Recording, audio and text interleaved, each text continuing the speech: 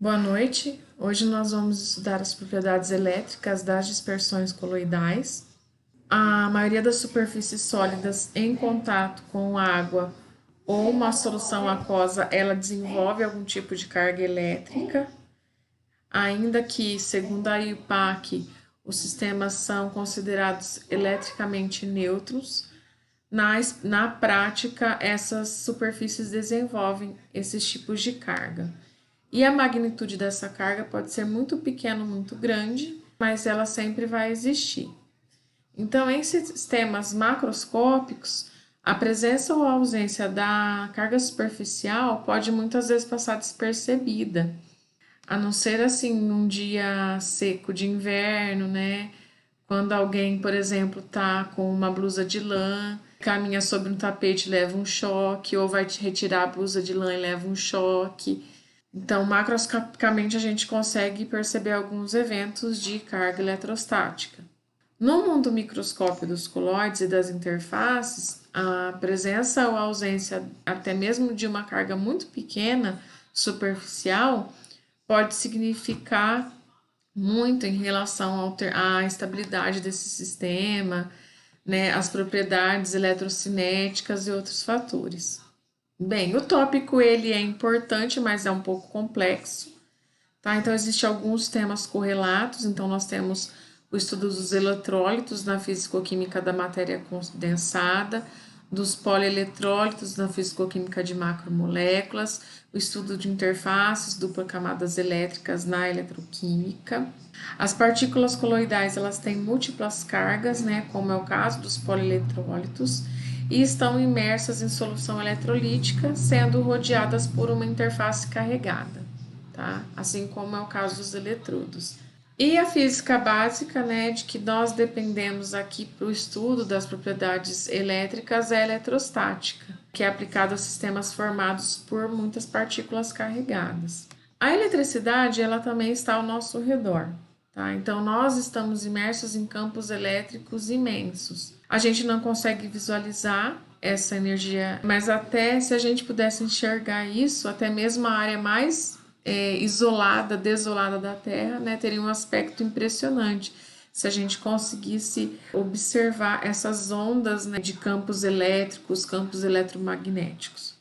Então, se a gente pudesse pensar isso, né, sentada no morro, a gente poderia ver uma floresta de linhas de força, por exemplo, né, botando no chão e indo até a ionosfera, e a gente poderia até ver tempestades elétricas. Então, seria algo assim impressionante. Então, o campo elétrico que rodeia a Terra, ele é mais dinâmico que o campo magnético gravitacional. Então, nós temos um campo elétrico de cerca de 100 volts por metro de elevação, tá? E nós estamos imersos nesse oceano de carga negativa. E quando existe uma tempestade, né? Então, em dias de chuva forte com tempestade, onde cai raios, esse campo ele pode subir até a milhares de volts por metro. As cargas que geram esses campos, elas são fixas, então elas não geram corrente elétrica. Isso acontece porque essas cargas estão presas no ar, né? Estão fixas no ar. O ar ele é ionizado sob a ação de um campo elétrico, mas ele é um agente não condutor de carga, então as cargas ficam presas nele. Por isso que nós não levamos choque, por exemplo. E qual é a origem da eletricidade do ambiente? Em toda a interface existe uma diferença de potencial elétrico. Então existe uma separação de carga positiva e negativa de um e do outro lado da interface. A eletricidade do ambiente vem do fato da Terra estar imersa no universo, então existe a interface esférica da Terra. Em experimentos de laboratório, a gente consegue demonstrar essa diferença de potencial elétrico nas interfaces por a eletrização de um pente, por exemplo, de cabelo, né, de tecido, etc., através do atrito. Então, a gente consegue gerar eletricidade por triboeletrização, que é a eletrização através do atrito. E devido, né, a essa diferença de potencial elétrico que existe, inclusive, aqui na Terra, em questão a ionosfera, por exemplo, as gotas de chuva descarregam na Terra uma grande quantidade de energia elétrica. Existem vários mecanismos que possibilitam a formação de interfaces carregadas eletricamente nas dispersões coloidais, ou seja, em sistemas microscópicos. Um deles é a solubilidade ou dissolução diferencial de íons. Outro mecanismo é a ionização de grupos superficiais. Terceiro mecanismo de substituição de íons de superfície. A distorção diferencial de íons. As cargas podem se derivar também de estruturas cristalinas específicas. E no caso de sólidos, né, então, além das cargas de estruturas cristalinas, nós também temos diferença de função de trabalho de fases em metais. A gente vai ver cada um desses mecanismos agora detalhadamente. O primeiro mecanismo é a dissolubilidade ou dissolução diferencial de íons. As substâncias iônicas elas podem adquirir uma carga superficial em virtude dessa dissolução desigual. Então, é um exemplo do iodeto de prata em água, quando a gente dissolve o iodeto de prata em água até a saturação.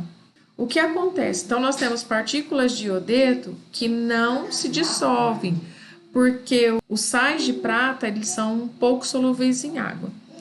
Então, parte do iodeto de prata fica como partícula, e parte dela se dissolve como íon iodo I- e como íon Ag+, como íon prata. E o que acontece é que as partículas de iodeto de prata que permanecem na solução, elas adquirem uma carga negativa. E como que isso acontece? Os íons de iodeto ficam absorvidos nessas partículas de iodeto de prata e elas adquirem carga negativa. Enquanto que a prata, o Ag+, fica em solução, solvatado fortemente pelas moléculas de água. Teoricamente, quando ocorre a dissolução, né, quando a gente tem, por exemplo, o KPS do iodeto de prata, ele é 10 a 16. Se os dois íons, né, fossem dissolvidos de forma igual, as concentrações na solução de cada íon seria de 10 a oitava. E a carga superficial líquida da partícula seria zero. Só que experimentalmente isso não é observado. Isso acontece porque a prata ela solvata mais que o iodo. Isso acontece por quê? Devido à relação da carga pelo raio. Então, se vocês pegarem a carga da prata pelo raio dela, o Ag+, e a carga do iodo pelo raio dele, nós vamos ter uma razão, né, de carga mais forte na prata, porque o iodo ele é muito grande. E por isso ela solvata mais e sobra o íon iodo, que fica na partícula conferindo a ela uma carga negativa. Mas existem alguns mecanismos, nesse caso, em que é possível a gente colocar outro sal de prata, né, junto na solução, como nitrato de prata, por exemplo, e nesse caso, ele por ser um sal de prata mais solúvel, nós vamos possibilitar, né, por ter um íon aí comum, que é a prata mais, o aumento da carga superficial positiva.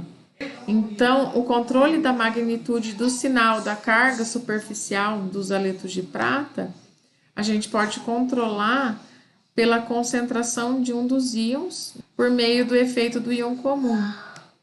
Bem, o outro processo de carga é o processo de ionização, um processo muito comum em substâncias moleculares, em proteínas também é muito predominante esse processo de carregamento. Então, nas proteínas, por exemplo, ocorre a ionização dos grupos de aminoácido, né, dos grupos carboxilo e dos grupos amino, formando CO-, quando ocorre a desprotonação do grupo carboxila, e formando, né, o grupo NH3, NH4+, quando ocorre a protonação. Então, isso pode acontecer decorrente do pH onde a proteína está inserida, por exemplo, né? Se a gente tem uma proteína num pH bastante elevado, um pH básico, né?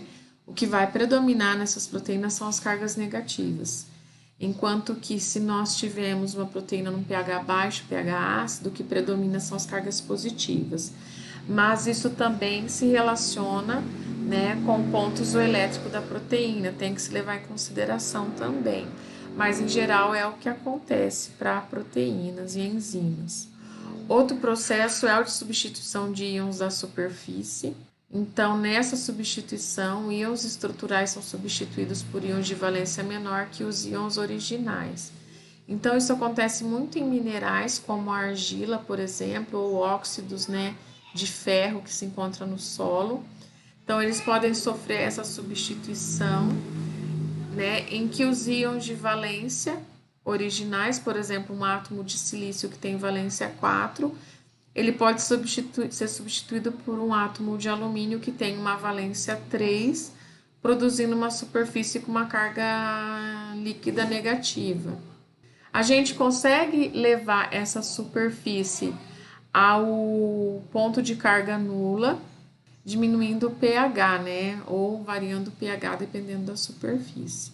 A adsorção de íons é um processo que vai ocorrer o surgimento de uma carga superficial em virtude de adsorção desigual de íons de carga de sinal oposto. Esse processo de adsorção ele é tão intenso e específico que pode até vencer a contribuição eletrostática, tá? Então, um caso, por exemplo, é o dos íons de bário com carga 2+, que adsorvem na hematita, mesmo que a hematita esteja num pH onde as partículas tenham carga positiva. Então, a hematita, mesmo no pH com carga positiva, os íons bário conseguem absorver na hematita. Um outro exemplo de importância prática é a adsorção de íons surfactantes nas superfícies. Então, se a gente tem uma superfície, a adsorção de um surfactante aniônico, que é um surfactante que possui carga negativa, nós vamos produzir uma superfície carregada negativamente. Se esse surfactante for um surfactante catiônico, nós vamos desenvolver uma superfície carregada positivamente. Outro exemplo, né, de carregamento é de estruturas cristalinas anisotrópicas, né, que é o caso de alguns compostos aluminosilicatos, como exemplo a argila novamente, que possuem estruturas cristalinas que, quando são rompidas, elas podem resultar na produção de superfícies carregadas tanto positivamente quanto negativamente. Então, dependendo da face do cristal que está exposta, a gente pode ter grupos positivos, né, ou negativos. Como resultado, esses materiais podem exibir algumas propriedades especiais, incluindo a formação de estruturas abertas características. Então, essas estruturas abertas das argilas permitem a absorção de água por elas, o entumecimento desse material, que é o inchaço desse material por água, e a esfoliação desse material. O que seria a esfoliação? Lamelas de argila que estão agrupadas, elas se encontram agrupadas, eu consigo penetrar a água dentro dessas lamelas e separar e esfoliar essa argila para produzir nanopartículas, que são muito úteis na confecção de nanocompostos. Bom, uma maneira também de se carregar superfícies sólidas, no caso, é a função de trabalho, tá? Então, o que seria a função de trabalho? Ela corresponde à energia necessária para remover um elétron da amostra, né? Geralmente um sólido, a amostra sólida, e colocando esse elétron no nível do vácuo, tá? Então, quanto maior for a função de trabalho de um sólido, mais difícil vai ser remover o elétron desse elemento sólido. Então, a gente usa muito a função de trabalho para metais, como zinco, cobre. Então, é possível a gente determinar a confecção de um termopar pela junção líquida, né, de dois metais. E devido à diferença de função de trabalho dos metais, é que é possível confeccionar esse termopar para determinação de temperatura, por exemplo. Então, aqui nessa tabela, nós temos alguns valores, né, de potencial de redução. Então, se a gente pegar aqui o cobre, tem um potencial de redução positivo, o cobalto, um potencial de redução negativo.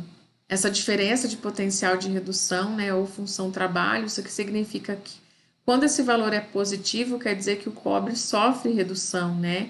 Então, ele recebe elétrons. Enquanto que se o potencial é negativo, quer dizer que o cobalto ele sofre oxidação. Então, o processo espontâneo é o inverso do que está sendo demonstrado aqui. Então, a função trabalho é uma medida, né, do potencial que os elétrons têm que vencer para abandonarem o material, né, e isso é muito importante no processo de emissão eletrônica, processos de fotoemissão, né, e termoemissão.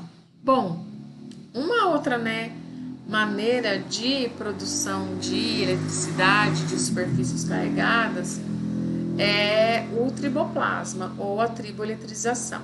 Então, o triboplasma ele é formado, né, em operações de moagem, preparação de colóides, né, ou como inibição, então quando eu estou diminuindo o tamanho de partícula, em processos onde existe bastante atrito de uma partícula em outra, gera-se uma alta energia, né, densidade de energia muito alta, e isso provoca alterações químicas formando esse triboplasma. O triboplasma geralmente, então, constitui-se de muitos radicais livres que sofrem carregamento e descarregamento bastante rápido. E a relaxação térmica do material, então, geralmente nesses processos de moagem o material se aquece, né, devido ao atrito muito intenso. E depois da relaxação térmica desse material, essas espécies transientes, transitórias, que são muito reativas, elas são bastante eliminadas, embora ainda restam algumas ativas. Aí um exemplo é a moagem do quartzo, né, que provoca rupturas da cadeia de oxigênio, silício e oxigênio. Então, metade forma radicais livres, metade forma íons, que contribui para a carga superficial dessas partículas. A questão de eletrostática de isolantes, de materiais isolantes, é uma questão que está sendo estudada por alguns grupos de pesquisa. Temos um grupo de pesquisa brasileiro na Unicamp e alguns grupos internacionais, porque é um problema antigo e que ainda não é resolvido. Então, eu deixei aqui algumas frases em inglês mesmo. Diz assim: uma questão crucial para a explicação da produção de cargas estáticas é quais são, né, os carregadores, se existe a transferência de elétrons, de íons ou de ambos. Quais são os carregadores dos isolantes? Isso vem da transferência de elétrons, de íons ou de ambos. Aí um dos pesquisadores, que é o Montgomery, diz: é sempre os elétrons os responsáveis para a produção de carga estática. O Loeb diz: geralmente são os elétrons. O Haynes sente que a questão ainda está aberta e o Harper diz, na opinião dele, que os carregadores nunca são elétrons. Então, é uma questão realmente mal resolvida, não se sabe ainda quais são os agentes envolvidos nessa questão de carga eletrostática em material isolante.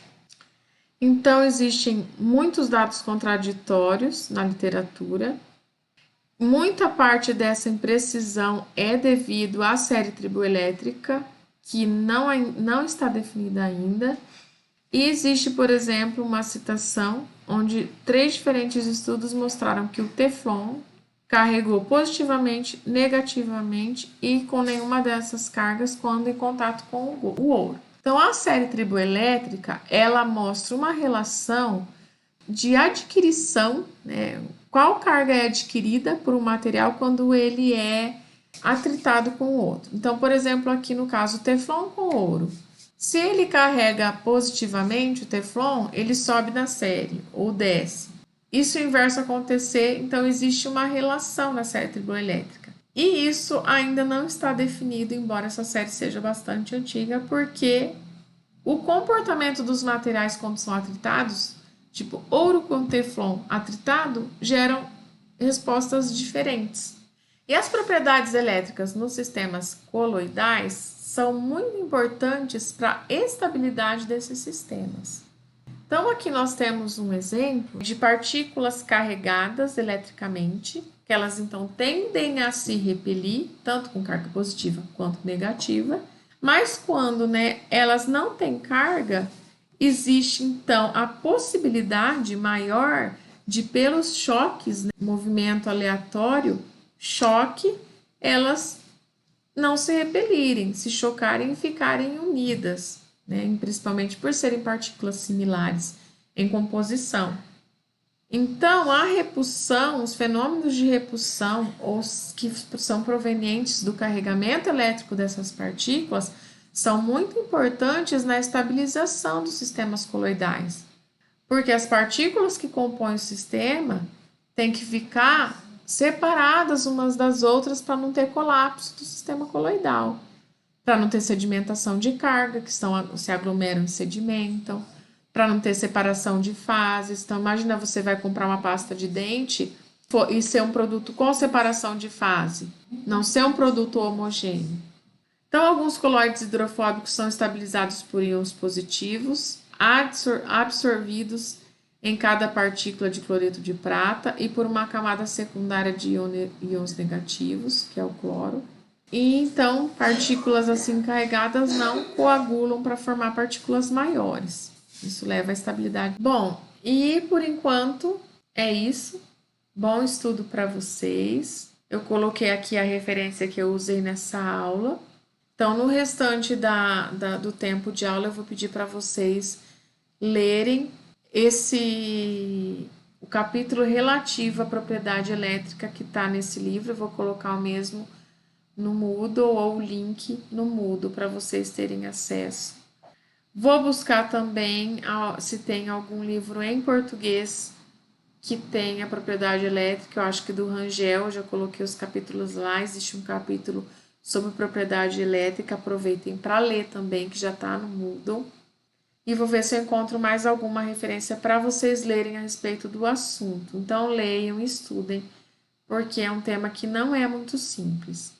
Obrigada, boa aula para vocês e até a próxima aula, onde a gente vai estudar sobre a estabilidade dos sistemas coloidais, que é um tema relacionado com propriedades elétricas.